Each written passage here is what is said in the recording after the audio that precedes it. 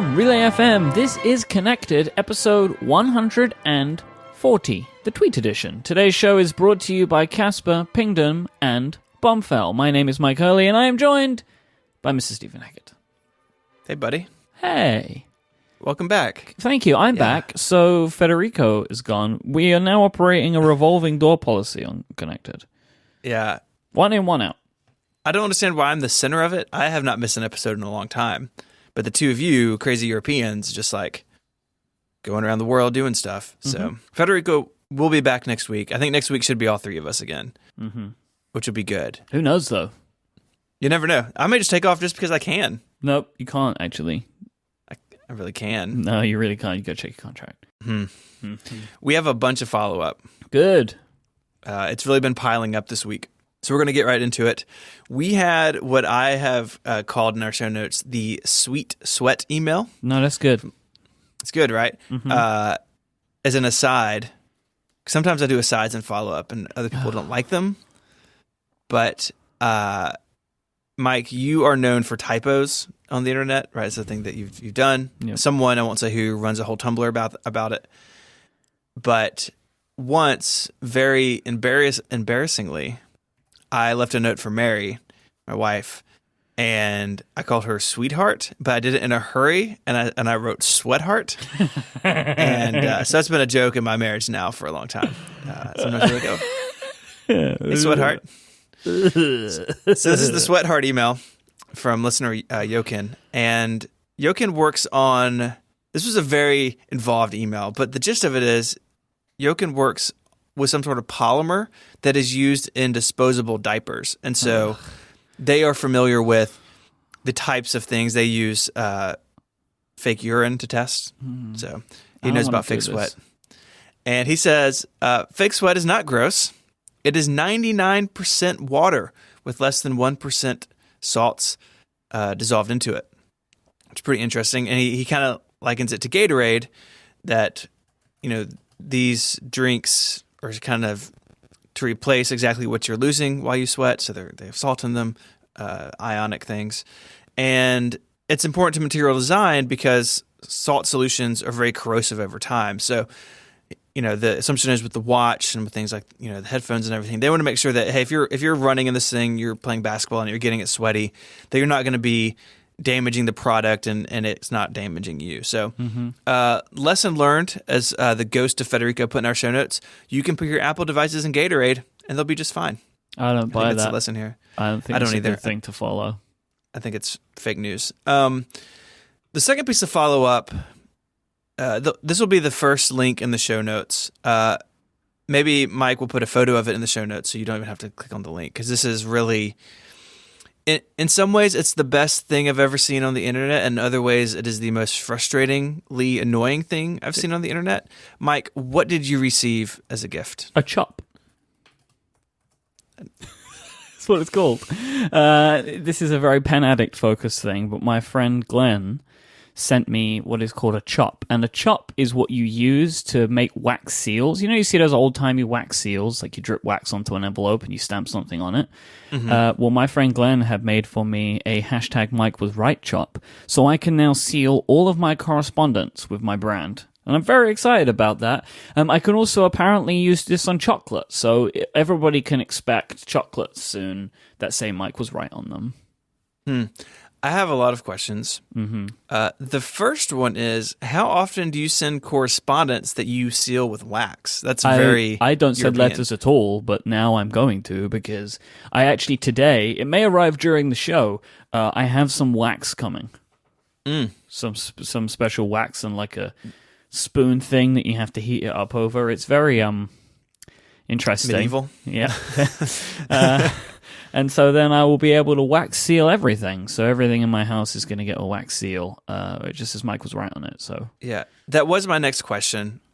Where does one buy wax? Is it special wax? Can you pick the color? I guess you can pick the color, right? Yeah, I got this whole kit on Amazon. It was like £8, and it's on Prime, of course, which is really interesting to me. It's really ironic that you can get your old-timey antique sealing wax on one-day delivery from Amazon Prime, but turns out you can. That's pretty spectacular. So people who follow us on Twitter will know that I sent the 1,000th invoice from our company. Why are you doing this? And I'm just begging you not to send our invoices sealed with the Mike Was Right stamp. I'm going Please to don't print do that. that one invoice and send it back to you with the stamp on it. Do it. I'll open it live. I'll stream it live on the internet somewhere. All right. You have my address. Do Okay. it. 2017 around Relay FM HQ has been known as the Year of Live. We're doing a bunch more live events this year, and we're very excited to announce another one. This will be on Sunday, October 15th. Connected, which is the show you're listening to now, although with three of us, not just two of us, all three of us are going to be in person in Chicago for the Release Notes Conference. There'll be a link in the show notes to the Release Notes Conference sign-up page. It's an amazing conference if you're a developer or designer, a small business owner, an independent. If you're kind of in this community, Release Notes is a conference you should go to. Mike spoke the first year. I spoke last year, and Federico is speaking this year. So they are 3 for 3 for Connected listeners or Connected host. And this year on Sunday, October 15th at 6 p.m., we're going to do a live episode of Connected right around the corner from their venue. And if you sign up for Release Notes, in the email, there'll be a link to a secret ticket page where you can go. Tickets are free to come see us. We're going to do a live show. Federico then has to go to a speaker thing, but Mike and I will be around for a little while, I think. Tickets, like I said, are going to attendees of Release Notes first, but we are planning on opening that ticket page to the public pretty soon. So if you're on the fence about Release Notes, you should totally go sign up, get a ticket, come to Chicago, and come see us. We're excited to do a live show. Since we're not doing Connected Live in California this summer, we're going to do it live in Chicago this fall, and it's going to be a lot of fun. Let's talk about Year of Live, right? It's because I will also that weekend be doing a live episode of The Pen Addict in Chicago at the Field Notes offices. Yes. And we've also just did the episode in Atlanta a couple of weeks ago, and we've got some other stuff bubbling as well. Like, this is fun. I enjoy it a lot. It's difficult to do. Like, live shows are a hard thing to put on, but we're getting better at the technology of it all. So we're working on trying to do more and more of them in places all over the world, not just in America, but also all across America. And I'm trying to see what the feasibility would be to try and do something in London at some point, not in the not too distant future as well. So there you go. Lots of good stuff. Yep. While we're talking about Relay News, sometimes we do this. We launched a new show last week called Download. There'll be a link in the show notes. Download is a panel show dedicated to covering the week's biggest and most interesting tech stories. So Download is not another Apple show. It is a show about tech sort of on the broad. We're looking at companies, products, trends, things like quarterly results even, but the idea is to cover tech sort of wide, as widely as we can. Most of our shows are very sort of niche, even something like Connected, which covers Apple. We really just cover Apple and Amazon and stuff as they relate to Apple. Download is not that. Download is looking at the whole thing. There's a link in the show notes also to a blog post I wrote last week. We started this project back in August of last year when you, Mike, and Jason were in town. We started sketching this out. Jason is the host. I'm working as the producer, which is a new role for Relay. So I'm on the show a little bit, but doing a lot of behind the scenes stuff. You scarily pop in. I do. That's the whole gag. People are like, I didn't even know you were there, and so we're going to do a better job on episode 2 of like introducing me at the beginning. But I'm sort of like the annoying guy on the talk shows at night, who like sits in the corner and makes bad jokes. That's me on the show. Or every show. But yeah. But the one of the big goals here is to give us another opportunity to bring new and diverse voices to Relay. Mm-hmm. So, that's something we work really hard on. It's hard to do because most of our shows don't have guest spots. A show like Connected, we may have 2 guests on a year, and that's usually for something very specific. We don't really have an interview show anymore outside like Mac Power Users and Presentable. So this is like another way of doing this. And so be on the lookout for new voices. If you have a story idea or a guest idea, someone who you think would be really good on the show, let me know. You can Find me on Twitter at ISMH, because we want Download to be a success, and we want it to be a real different thing than what we're doing on some of the other shows. Well put. This week's episode is brought to you by Casper, the company focused on sleep that make the perfect premium mattress that they sell online for a fraction of what it would cost in a store. Casper's award-winning mattresses are developed in-house. It has a sleek design and is delivered in an impossibly small box. And in addition to their lovely mattress, Casper now offers an adaptive pillow and soft, breathable sheets as well.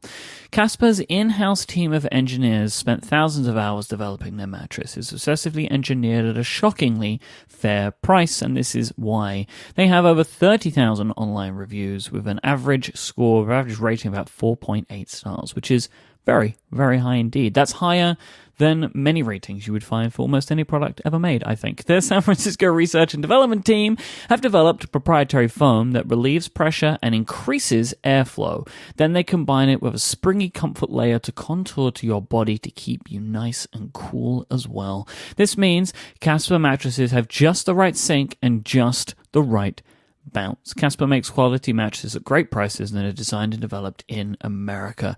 Mr. Stephen Hackett, I believe that you have a Casper mattress at home, do you not? I do, and it's great. You know, the whole thing of it comes in a box and you open it and it, move around your house easily. That's totally a real thing. When we got ours, now it's been a couple of years, I actually unboxed it on Periscope because it comes in like a box the size of a dorm refrigerator and queen size mattress inside due to science and magic. Mm-hmm. We just moved about 9 months ago, and I had to move that mattress. Don't go back in the box. You get reminded of like it's amazing how small this thing is when it shows up and what it becomes. It's super cool. Buying a Casper mattress is so easy and it's completely risk-free. They offer free delivery and free returns to US, Canada, and now the UK as well. With Casper, you can actually get to sleep on the mattress before you make your decision. You try it out for 100 nights and decide if it's the mattress you want to then spend a third of your life on. If you don't love it, they'll pick it up and refund you everything. You can get $50 towards any mattress purchase by going to casper.com/connected and using the code CONNECTED at checkout. Terms and conditions apply. That's casper.com/connected and the code connected at checkout for $50 off. Thank you so much to Casper for their support of this show and Relay FM. So I was looking across the internet the other day and I went to my homepage, which is 512pixels.net, and I found a link to something which is so in your wheelhouse that I'm not even going to bother spending any more time trying to explain what it is. So this is a Indiegogo campaign. Someone is working on a documentary about the Newton. So for those who aren't familiar, I don't know why anybody wouldn't be familiar, right? Come on. It is a handheld PDA that Apple put out in the 90s. Apple what kind is of a PDA? actually Public display of affection? That's what that is, yes, right? a personal digital assistant. Mm-hmm. In fact, John Sculley, the CEO of Apple at the time, coined that term, actually. And so it was a handheld thing, had its own operating system. You had a stylus. Its big thing was it had handwriting recognition, but at the beginning it wasn't very good, which led to many jokes. Anyways, there is still to this day a community of people who are super into the Newton. I've got a couple of them. I used one in college. I've talked about that before, but I don't use one regularly now. But there are people who still do. And this Indiegogo project is to kind of document the Newton, where it came from, what happened to it, why it got canned. Spoiler alert, Steve Jobs did it when he came back. And anyway, so I linked to it. They're trying to raise $17,000 over the next 8 weeks or so. And I think it'd be fun to see. I'm like kind of watching the video that they put on their Indiegogo page right now. And I like that every time that the guy, like Noah, is talking to camera, he has Final Cut in the background behind him. It's like, I swear I am a video producer. That's right. Like it's how you know. Yeah. It's like, I promise. You know. I promise. Look, I can use Final Cut. This movie can be made. How much did you pledge? $25. Okay, I thought you maybe go like, what is the full-on $6.99 producer credit? Yeah, the full John Syracuse. No, I just did 25. Well, it might be on you to push them over the edge. So it could be. Get on that. Oh, I will also wait for them to contact you, which I assume is imminent, to talk to you about your, I'm assuming, extensive collection of Newtons. That's right. I think they're going to just film in the studio the whole movie. So I saw a link online the other day about the Pixel and Pixel XL, which I thought was interesting. Basically, Google have announced that they're going to be guaranteeing a total of 2 years of OS updates to this phone. So the Pixel line came out in October 2016.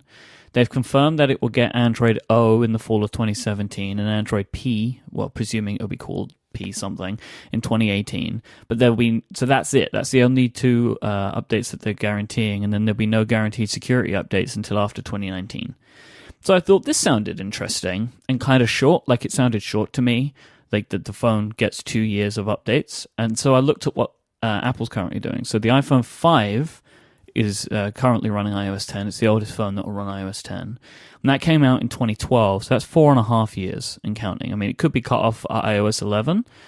You believe this is going to be the case, right? Yeah, there's a lot of, I kind of wish Federico was here, but there's a lot of stuff right now of, if you're running a 32-bit app, that's like called out in settings now on its own screen, and developers are basically being told that you got to go to 64-bit or your app's going to get dropped. And so I think that's paving the way for these 32-bit devices to be left behind with iOS 11.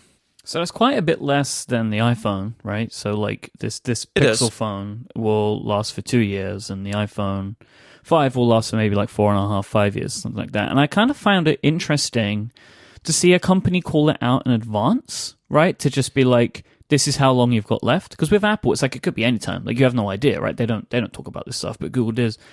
And I can't decide if I'm like how I feel about it. Like I just think it's an interesting thing that they've done it in advance. And I wonder if it's that much of an issue when people kind of replace their phones every 2 to 3 years anyway. Like this phone will be running the most recent version of Android for like 3 years in total, right? Before it maybe gets cut off.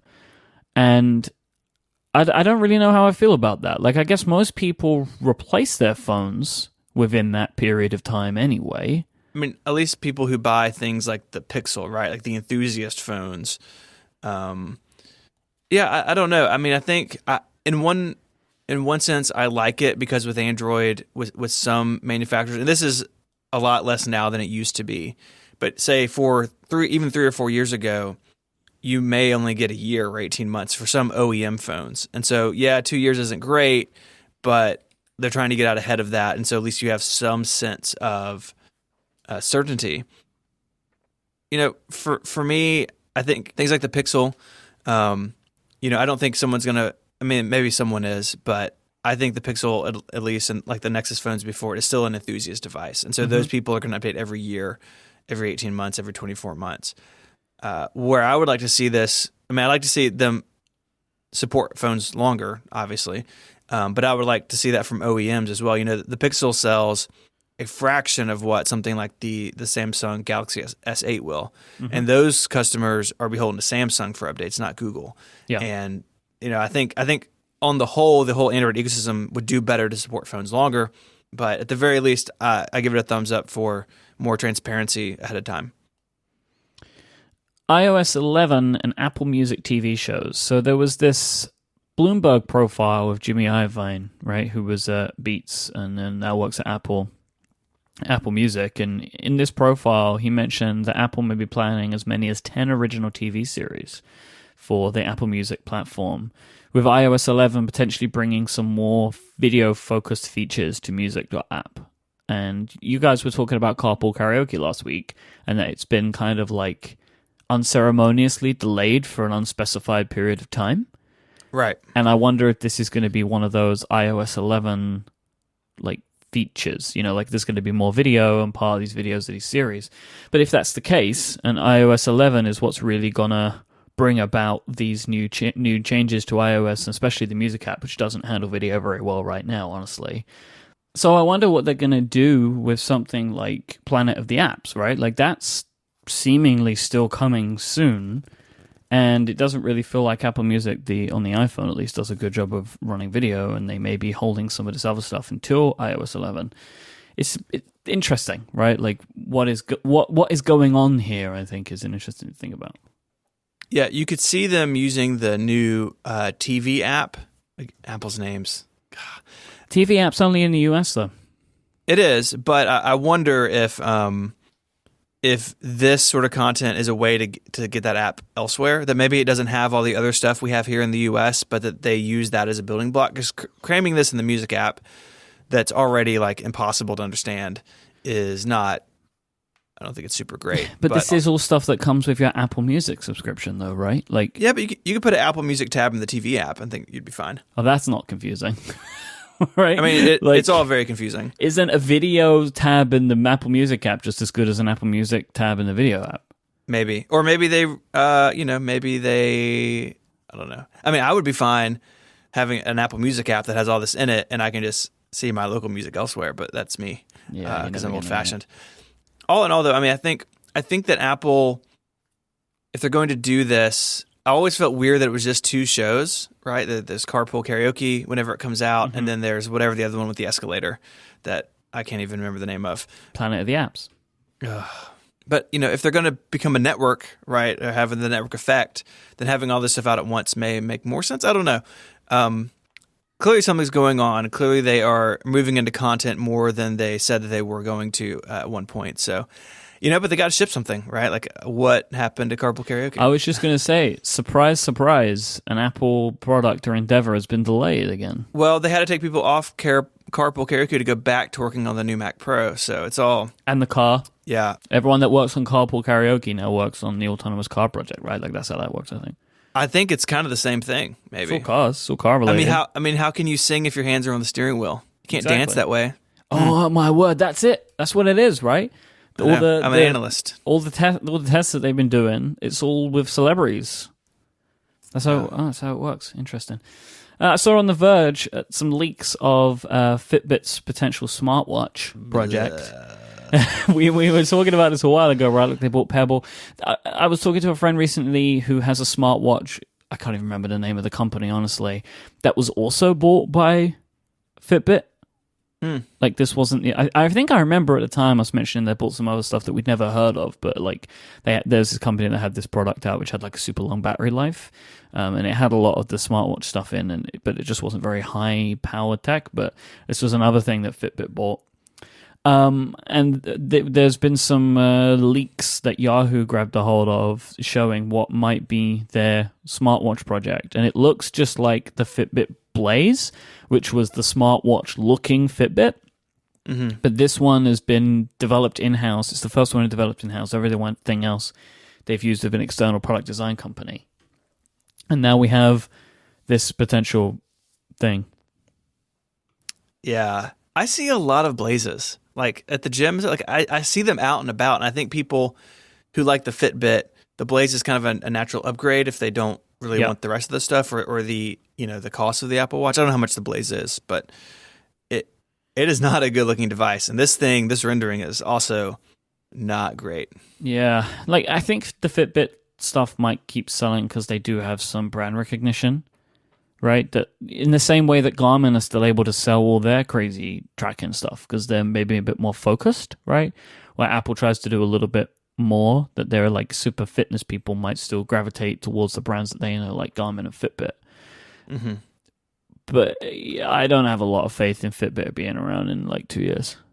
No, I mean it seems like they're spiraling a little bit. I watched a video The Verge put out, trying to like compare all the Fitbit models, and it's basically impossible. Like they have one every $50 from $100 to $300, and there's market research saying that their market share is shrinking. They have, out of like just fitness trackers, they win, right? Like there's no one else doing fitness trackers anymore, really, that matters.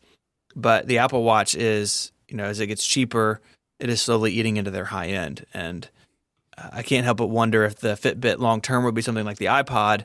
It's great as a standalone thing until something converges it with something else and it's better. And I wonder if the Apple Watch is that thing. Yeah. Yeah, I don't know. I think that there isn't really like this, as we spoke about a bunch of times, this isn't like a huge market, and that there really might only eventually be room for 1 or 2 companies to do this. And it's already shrinking dramatically.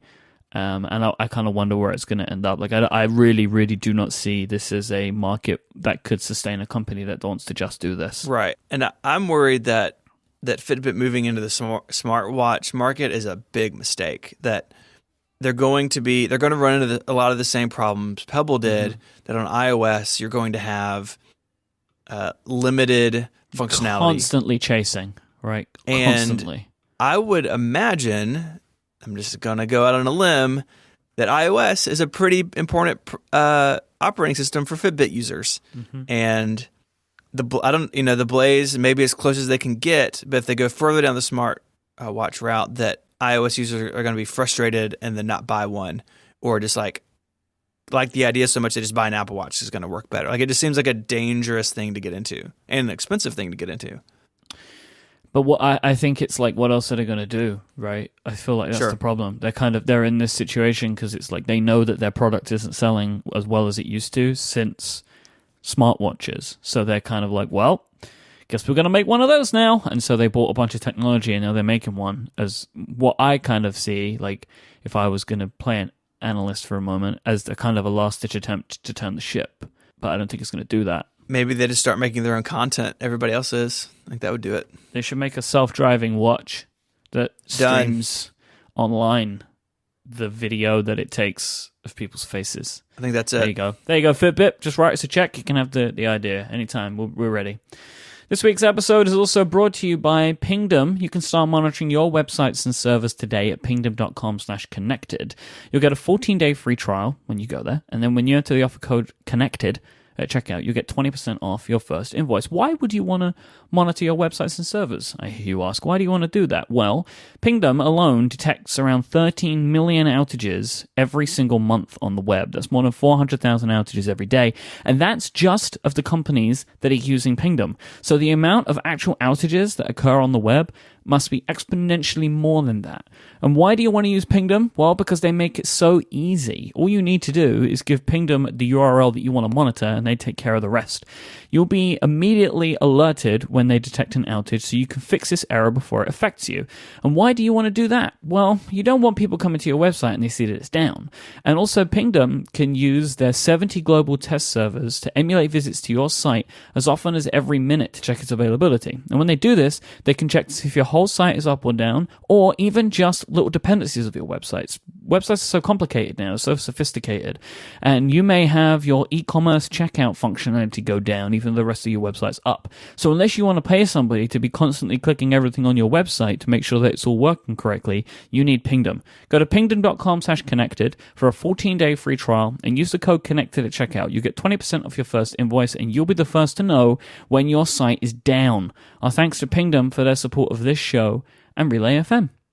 So the rumored Apple voice assistant in a can, this is really getting difficult to talk about these things, is rumored again. And so there's a report in Mac Rumors quoting friend of the show, call friend of the show, Ming-Chi Kuo, saying that this Apple voice in a can could be coming as soon as WWDC.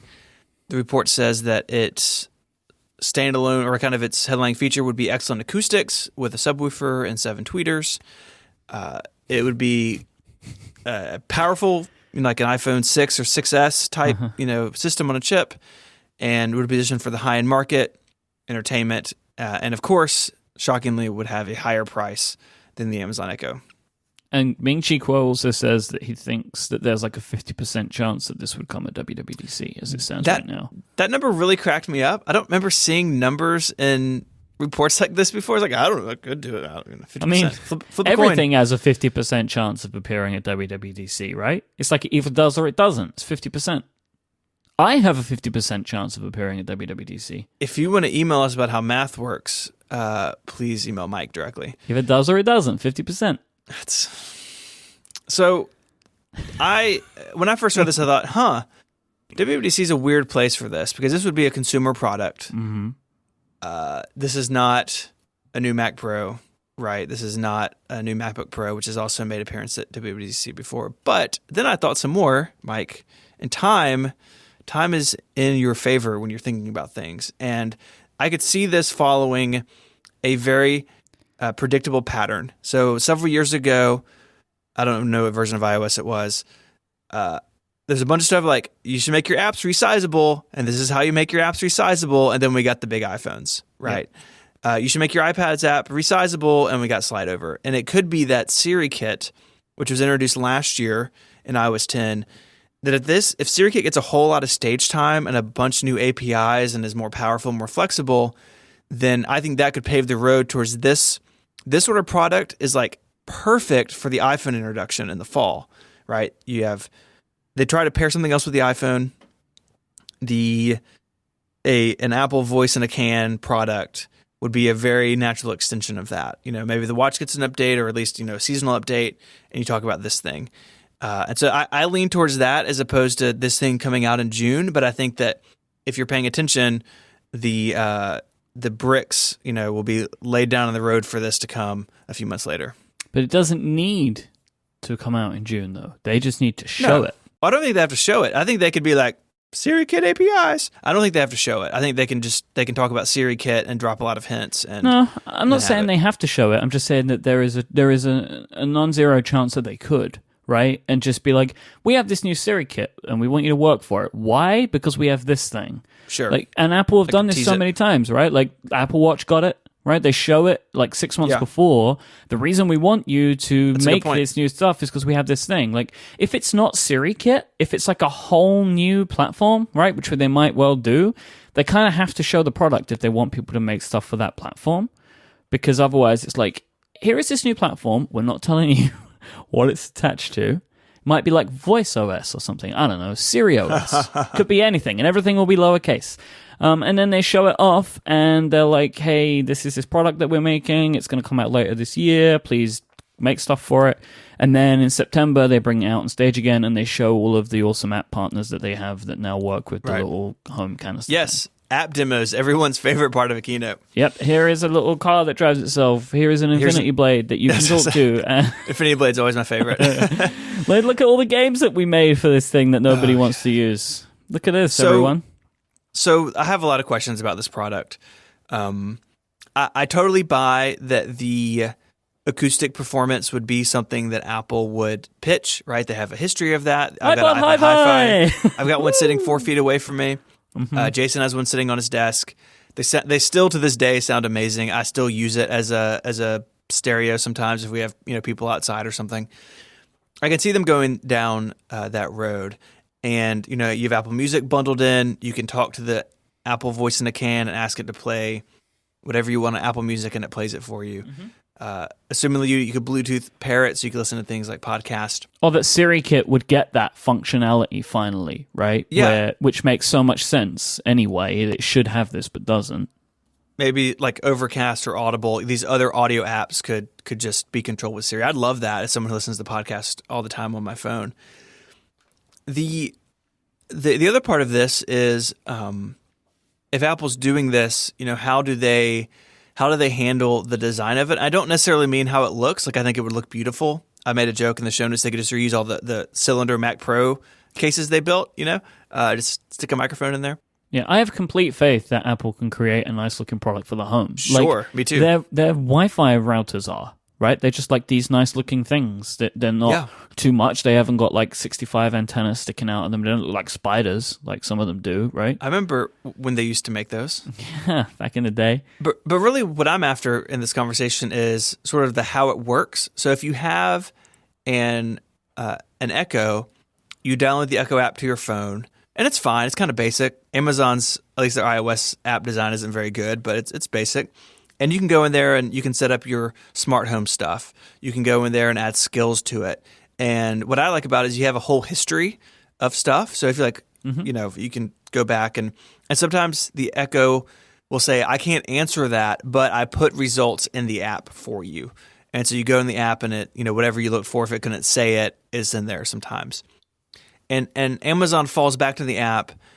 And it's not the most graceful thing in the world, but I think you need it on a product like this because a product like this cannot have, at least at this point in technology, 100% hit rate. It kind of needs a crutch to fall back on. And Apple already has that with the way Siri works now. So I talk to my phone. Sometimes it can talk to me back. Sometimes it needs to display something on the screen. But how would Apple do that on a product like this that your phone is not guaranteed to be around, right? If this is in your kitchen, you're just making dinner, you shout to the Apple box, hey, ask it a question, and it says, oh, I can't answer that, but I can show it to you.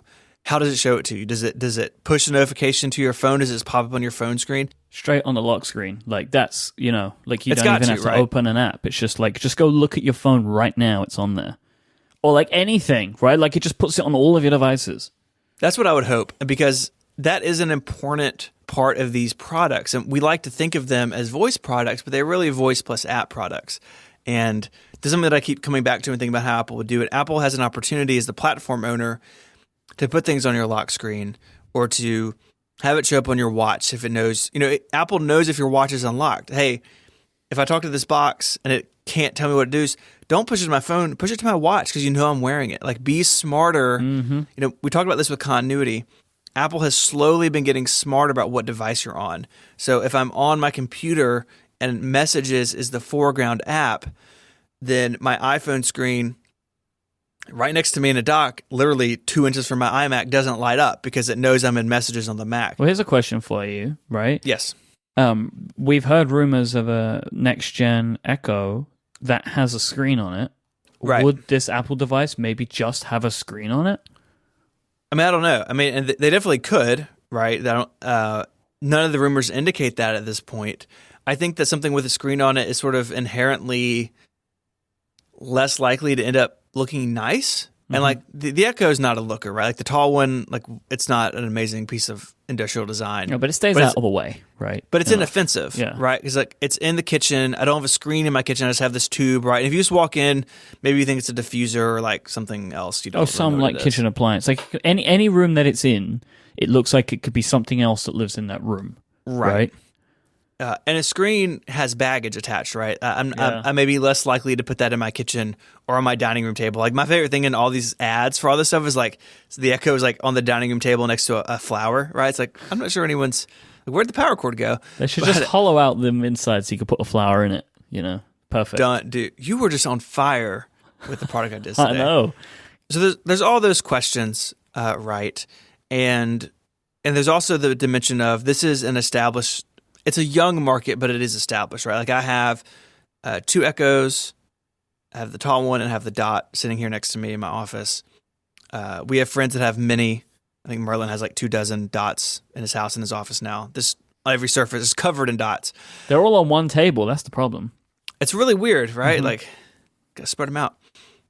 And so would those of us who already have a product, who already have workflows built around them, would specifically you and I, would you or I consider switching to an Apple Voice in a Box if this thing is it all real? Yeah, I would. And the reason is because like Apple has all of the component parts there. They just need to bring them together in a way that makes sense. Like the other day we were playing around at home and Adina was using Siri to turn our lights on and off. It's actually quicker to do that than to use the Echo. The Echo takes longer to actually perform the action. Right. The difference is we don't always have our phones in our hands. And our phones are not necessarily in the places that we think they are to use the Ahoy telephone command. But the Echoes, we know exactly where they are because they don't move. So you either say it in a way where you're in the room where you know what it is, you either look to it so you can direct your voice to it, or you speak louder, right? Because you know where it is, because it's in this fixed place. So for us, it's more likely to get the result that we want because we don't have to find something first. Like we just know where it is. And also because it is, as we've spoken about so many times, this dedicated thing which has like 1 million microphones in it, it does a better job of like picking up the voice. But Apple's product could be better in many ways, and one of the key ones is the fact that it ties in with the OS. So it could do stuff like, hey, I've pushed this answer to your watch, right? Which, as you said, is such a good idea. You just show me the text, because Siri Kit currently has this UI part to it as well, right? The fallback part, because it can't give you everything you need. And I find personally, like the Echo, like, oh, hey, look in the app. I find that really annoying because I don't want to look in the app. That's why I'm talking to you. But if it says it's on your watch, well, as you say, my watch is on all the time. Like that's a great way of tying all that stuff together. So as long, but there are other parts of this which are trickier. what will all my devices that I'm buying to work with the Echo work with this thing? No, they won't, right? Because it's all going to have HomeKit in it, and we've spoken about this many times before. At least in the UK, there are nowhere near as many HomeKit devices as there are Amazon Echo-enabled devices. I don't see Apple making like a web version of their API. Like it will be Apple's own APIs. And so like my IFTTT stuff might not work. It depends on if they expand SiriKit that way. It's like there are a lot of ifs. Like it has the ability to be better at the things that it does than anybody else because I'm in the Apple ecosystem. But all of the other stuff that makes me want to use that device over Siri, it might not be still. And that's where it might be an issue. I totally agree. And I have less IFTTT stuff than I think you or Federico do. I only have a couple of things, but the things that I have They're it do, important. I really like being able to activate my Canary with voice is something that I really like to be able to do. Yeah. Yeah. And I think that is like that's the crux of like every conversation about moving to an Apple platform or not, right? That it is always going to be more closed off. Mm-hmm. For whatever reason Apple squeezes into it. But the thing for me is that I have that stuff, and that the Echo does what I want it to do. Like I'm not looking to replace it because it does what I want. Now, if the Apple thing comes along and it does more of what I want or does what I want better, then that would be potentially more interesting, especially if it sounded better. The Echo is not an amazing speaker. Now, it's fine for like Spotify in the kitchen, but it's not great. It's not killer. Yeah, I would like an easier way to be able to resume the podcast that I'm currently listening to, right? Like, currently I have to, like, ask my Echo to connect to my phone and then the Bluetooth. Like, I would just like to be like, hey, ahoy canister, play Overcast. Sure. Right, that's what I want, and that would be brilliant. But I have some more questions for you, right? Because there are some other ways that Apple could go with this. What if they added more sensors into their product? Like my Canary, it has like temperature and humidity sensors inside of it. So I can get the temperature in the house and stuff like that. Now that would be really cool if you then had it connected to some kind of thing like a Nest or like an Ecobee or something like that. One of these, like if there are, I think there is or a couple of HomeKit enabled temperature things where it can just be like Ecobee works with HomeKit. Nest famously does not. No, and then you could like see what the temperature is and just have it fire off something like that even when you're not at home, right? Because you can use the HomeKit stuff outside of the house, and I guess this would also become the HomeKit hub like the Apple TV can be, right? So that'd be kind of cool. Yeah, it would be. I think that Apple could definitely tie that together, and we've talked about HomeKit a bunch. I don't want to rehash all of that, but it is better than I thought it was, but it could do a lot more. And I think a product like this could help entice product makers to embrace HomeKit. We've heard many times that it's really hard to develop a HomeKit product or service because of Apple's regulation over it. And maybe this could be incentive, like, hey, if you want to be on our thing, you got to use HomeKit because we're not opening it up to IFTT. Yeah, because right now all they've got is Stick, right, and not a lot of Carrot, and this would be that. I think this would help device makers have a reason to jump through Apple's hoops, and hopefully at the same time, Apple might try and make it a little bit easier or cheaper for someone to do this because it becomes in their interest to have more and more HomeKit devices. Like, they're not silly. They know they don't have as many devices for HomeKit as Amazon has. And Amazon, I'm going to talk about a couple of these later on, like Amazon is continuing to expand the things that have their assistant capability inbuilt in them at a rate which is exponentially faster than there are new HomeKit devices. So Apple knows this, surely, and I'm sure that they're trying to do some things to fix that. And it may be that instead of something being HomeKit enabled, that you can do something with SiriKit instead, right? That it like talks to an app as opposed to a device. There might be ways that they can try and make that a bit better, right? A little bit more like the Amazon model. There might be something that they can do there which still enables some things to work and still keeps security, right? Like, I don't know what that would be, but there might be something that they can do, right? That makes them comfortable with that. One other thing, talking about sensors, what if they put a camera in this thing? Just completely killed the home security market. Yeah, I mean, I think that they would run into the same problem that Amazon potentially is with theirs, which we're going to talk about in a minute, that you've got privacy and like just weirdness concerns with the camera. I don't think I see Apple doing that. Yeah, but what, they could do what they always do, right? They just say like, oh, nobody ever see, like they could run the privacy game on it. Yeah, and think of how many people that we know who tape over their eyesights on their laptops, right? And if you want a product that's going to be in your kitchen or in your home all the time, it's hard enough. Some people are already worried about that it's listening all the time for its wake word, and people think that they're streaming out of the cloud, and maybe they are. Yeah, but I think a lot of those people are the same people that would assume that Apple will protect you. Oh, I sure. know what you're saying, right? But, yeah.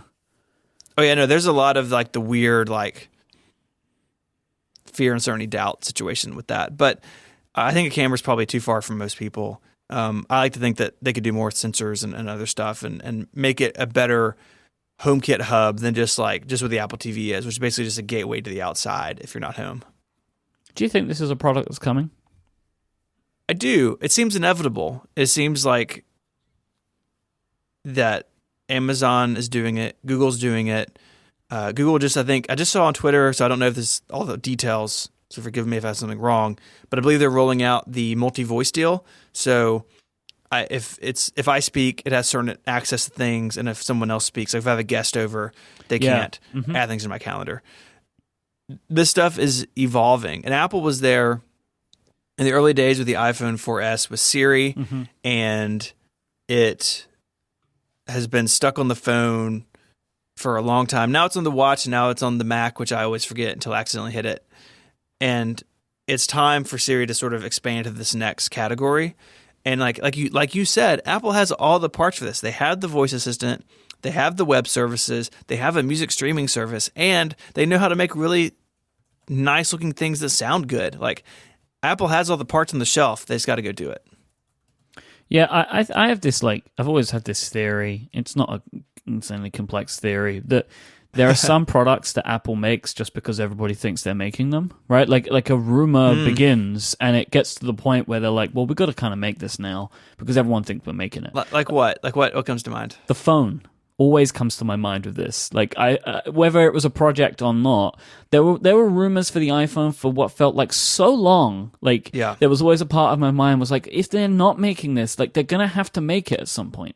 Like they were talking there's all this talk about like, oh, they were making this touchscreen product and it was gonna be the iPad, and then they shelved it and made a phone. I've always thought in my head, is that just because everyone thought they were making one? So they're kind of like, well, let's just do this now first.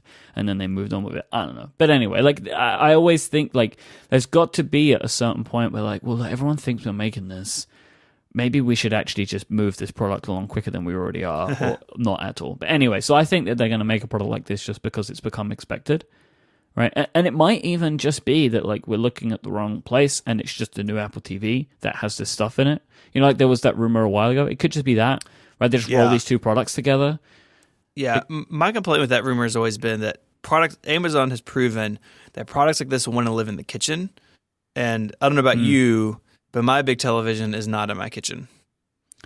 I agree with that. I wonder if this is it's getting real convoluted at this point, but it's like a multi-product, it's not like a multi-device product. You buy this one thing and it has these two components. The only reason I think this is just I think Apple's going to want to try and push more and more to make sure that people's TVs are connected to their services, because they're going to start spending so much money, right, on content that they need to make sure that they're pushing that, and whether it's a way cheaper Apple TV, making the Apple TV more like the Chromecast or something, so you buy this product, which is the speaker and a tube, and it comes with something you just stick into the HDMI port, and it's the TV thing. I don't know, because it's a Bluetooth remote, right? So, anyway, I wonder if there could be some way of connecting those two things together. I don't know, but I'm interested to see where this goes, just because the Echo has become something that we really like in our home, even to do the very limited things that we do with it, but we wouldn't want to get rid of it. And the idea of having something that's maybe a little bit more integrated with the devices that I use, if done well, and could be something very compelling for us in a way that the Google Home hasn't been, right? I didn't get a Google Home because I'm you don't really seem to do anything better for me than the Echo does. So why would I go down that route? Yeah, I checked one out. It's been in my file cabinet for a while now. And for me, it had the same problem that this Apple one could potentially have. Like, the Echo does what it wanted to do, and it's already configured. Like, it already is all working for me the way I want. And I like having one out here and one inside, so I get the same experience both places. This week's episode is also brought to you by a new sponsor, and that is Bombfell. Bombfell, Bombfell, the online personal styling service dedicated to finding the right clothes for you. Shopping for clothes can be a stressful thing. Stores are busy, you don't know what you're looking for, and it can be tough knowing when something will suit you, especially if you're shopping on your own. And even when you order online, you still run the risk of getting caught out by return fees if something doesn't work right for you or fit even. Bombfell takes away all of this stress with a personalized service that's ready to help you step up your look. When you sign up to Bombfell, you'll be matched with your very own stylist who can help you find the right clothes and make sure that they're right for you. Bombfell's service is fully personalized, and every piece is hand-picked by your stylist.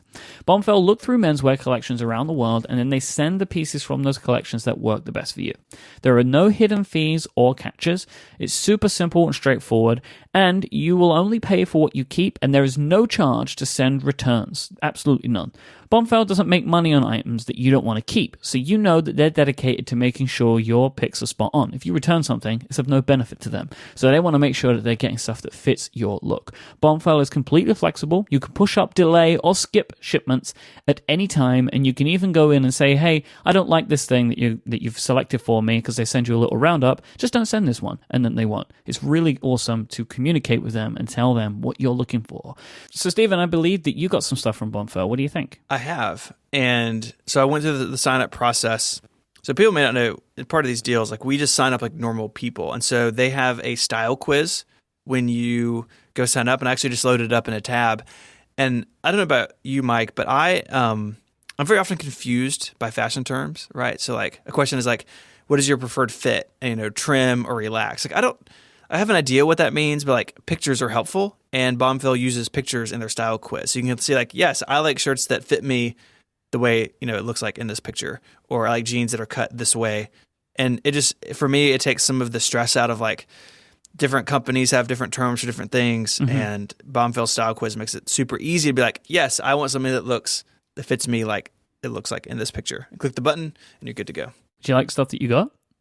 I do, yeah. So I got a couple shirts and a pair of shorts because I'm a dad. Dads wear shorts, and it's all great. I kept all three pieces, and I'm a big fan. It's all super great stuff.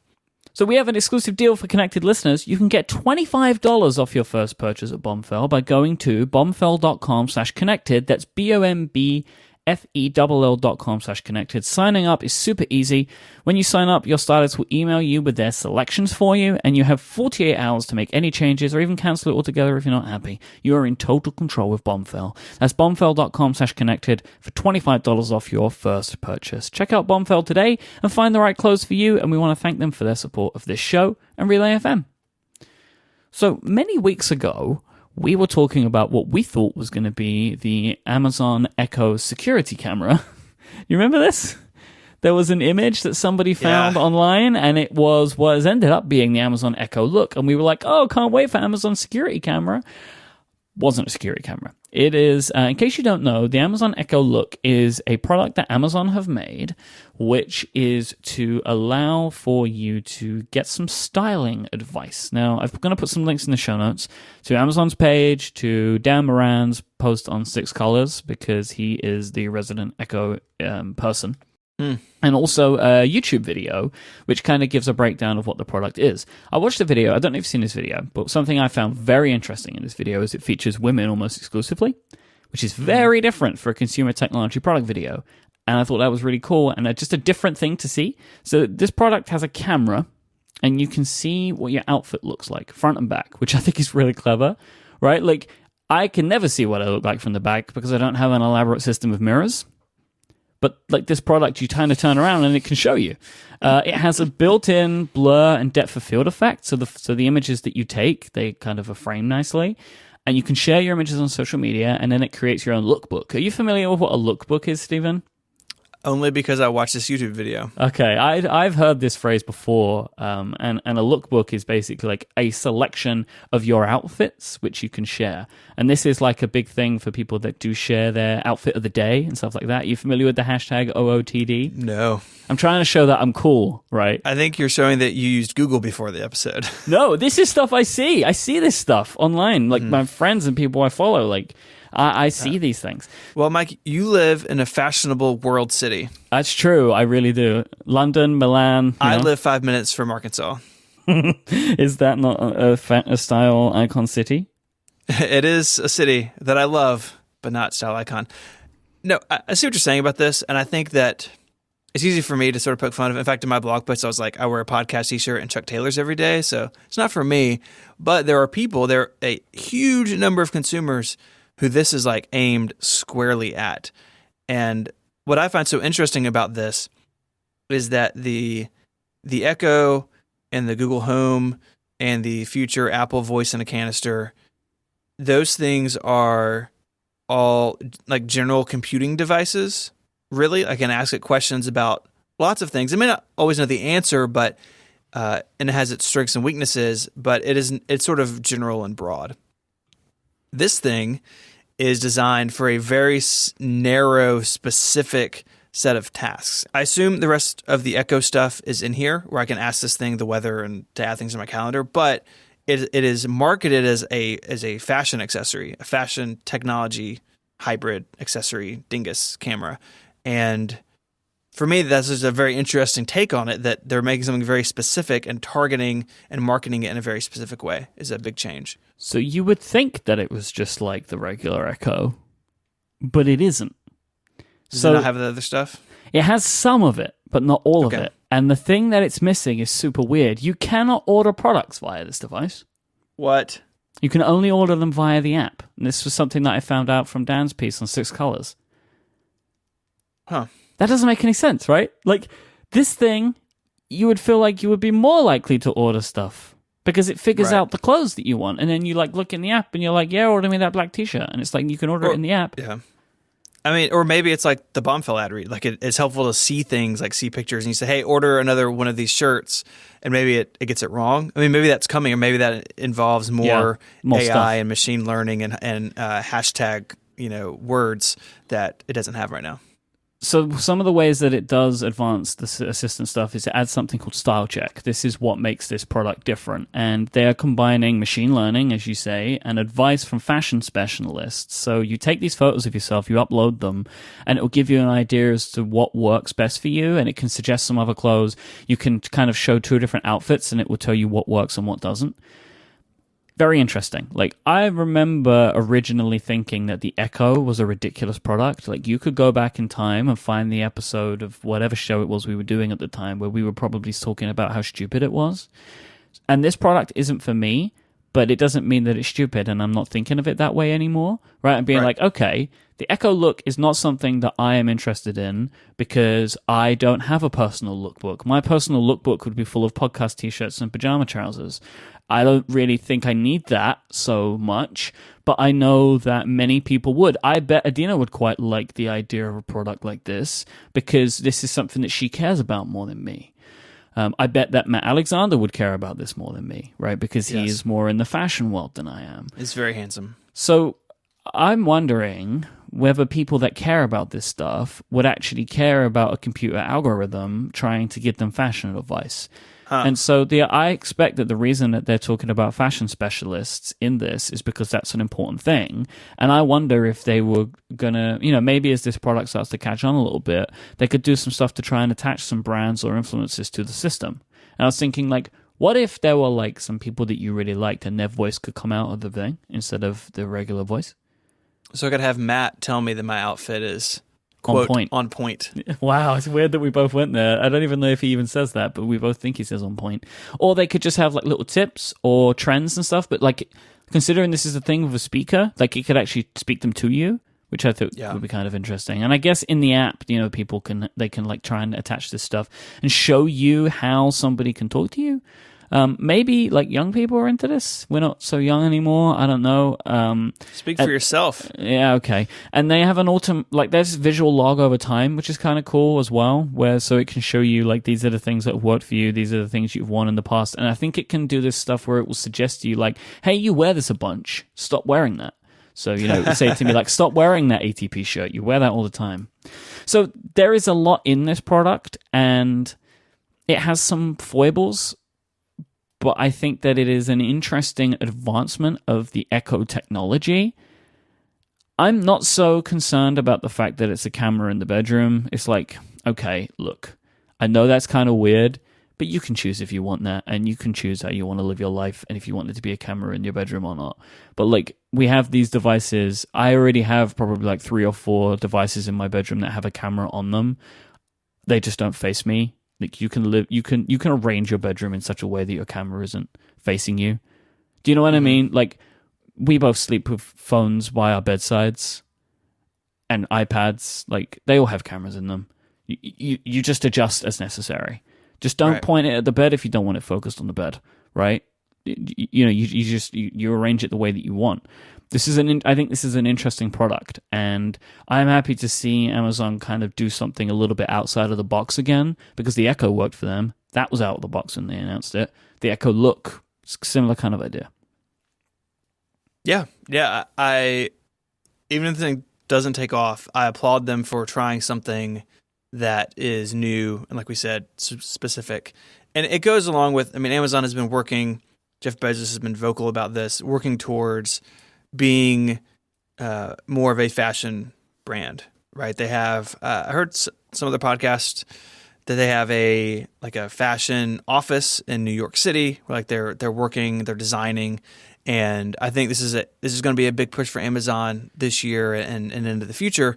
And Amazon is unique in that it can partner retail with like high technology, and this is just another good example of that. But there's more going on with the Amazon Echo Assistant stuff, right? Mm-hmm. Yeah, so there's an article in TechCrunch. Amazon has an update for the voice engine, I guess is what we would be calling it. Difficult. Yeah, it's this stuff's hard to talk about, but basically it can whisper, it can take a breath to pause for emphasis, adjust the rate, pitch, and volume of speech, and basically to sound more natural and more, approachable, which is good. It's even if you pay attention to Siri, that voice has changed over the years. The first one, if you go back and use Siri on, back in like the when it was the 4S, that era sounded much more robotic and much more cold than it does now. Mm-hmm. And this is just Amazon advancing their language engine. So there's more coming here to make it sound, I guess, more and more realistic, right? Like, I guess that's their idea. I don't know if we need that. Like, I don't know how realistic the voice needs to sound, but I guess it's kind of cool that it is going to get better. I wonder if, like, making the voice sound more normal, that when it gets things wrong, it might be more annoying. Like, there's this disconnect of, like, that's a robot, where I'm kind of not so frustrated when it gets it wrong, because I remember it's a robot. But if it starts to sound like an actual human being, will I get more annoyed when it gets stuff wrong? Or will I be less annoyed because it's got feelings? I don't know. As long as it doesn't make stupid jokes about it like Siri does, then I'm fine. That's the thing that kills me with Apple. I want to mention, just before we wrap up. That's a new phrase that I'm working on. I've spoken so many times about the fact that I've been trying to get my Dyson fan to integrate with my Echo to varying levels of success. Well, Dyson might fix this for me, because they've announced a new product that integrates with it. So it's called the Dyson Hot Cool Air Purifier, Dyson Pure Cool Link Purifier, Hot and Cool Link Air Purifier. I'm going to get this eventually. It is the Pure Hot and Cool Link Air Purifier. There we go. I did it. Okay, I did it. It's because they've had this product, right? It was called like the Cool Link, and then they have one called the Hot. This costs $600. Yeah, it does. Yeah, and basically they've just been bolting the words on as the product's got more and more advanced. Just add a new word every time. not a great. It is. So Not a it's great the plan. fan that I have, which is a hot and cold fan, but it also adds an air purifier, which is a separate line that so it meshes two things together. So this is an air purifier that can do hot and cold, and it also has an app which you can connect it to the internet, and then eventually later on, the product's out now, but like soon they're going to have it integrate with the Echo stuff as well. It is mega expensive, but this is exactly what I'm looking for in a product. Eventually, we'll probably sell the one that we have and then buy this because it's exactly what I've been looking for, but it's just mega expensive, but it's what I've been looking for, so eventually it will make its way into my home, I think. Air purification, we don't have that, you know. It would be a benefit, I guess. Health.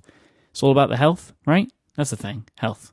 Air purification. I'm sure it's good for your health. That's how I'll sell it. You know, oh no, of course we need to spend $600. This is good for the health. You don't sound too impressed about this.